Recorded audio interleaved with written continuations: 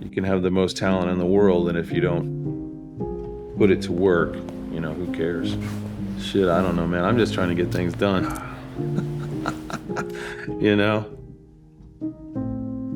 I build custom furniture. More specifically, what I do is build big flat surfaces. We have about 500 acres of timber. It's been in my family for 5 generations. And so what I do is go and I sustainably harvest everything that we use in our work, all the timber that we use in our work, right from my family's land. And then I just try to turn it into amazing pieces of functional art. And I really specialize in the furniture category in big flat surfaces. So think of tables, think of headboards, think of coffee tables, desks, conference tables, all that kind of stuff. If you like tricky little jewelry boxes where you can't figure out how to open it, that's not me. But if you like big, amazing tables that celebrate this unbelievable material that we have here in this part of the country, then I'm your guy. So the way they used to saw lumber, you have a log and it goes back and forth on a carriage and slabs come off the edge. And then when you have a big pile of slabs, you put them back on the saw and you cut those live edges off. Then you have square lumber, basically like 2x4s or whatever.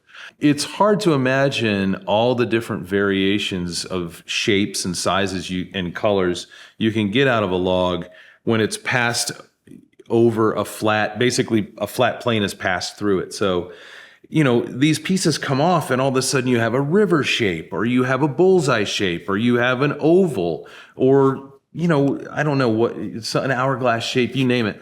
And I always just thought that was magnificent. And then we would throw it back on the mill and cut those edges off. When I started my business, I would go back to the mill where we used to do stuff when I was a kid, and I would just pull those things off and keep them for myself.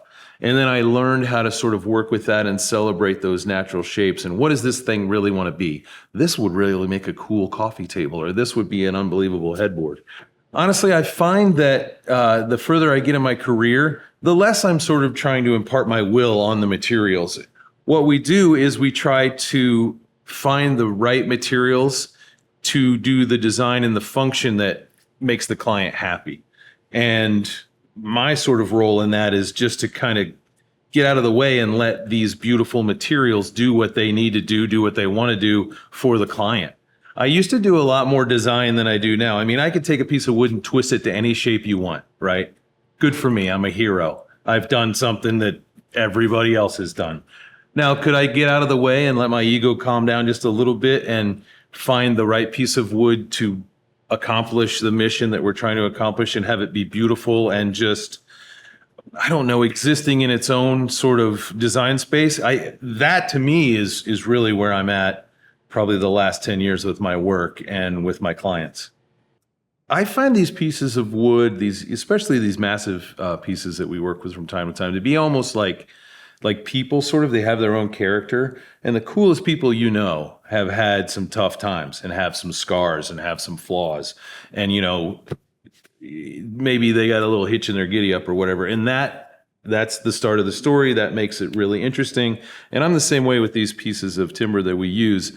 You can kind of tell if something's like a factory made piece, it's perfect and all the grain is going the same way and the color is all, been nuanced and sort of touched up. Whereas the stuff we use, it might have a nail or a bullet stuck in it. And then there's a knot where a branch was severed at some time during this tree's life, and then it grew back around it. And you can see in the piece of wood, like that struggle and that strive to live. And the character that comes from that, I think, is sort of unparalleled in any sort of factory made stuff that you can find.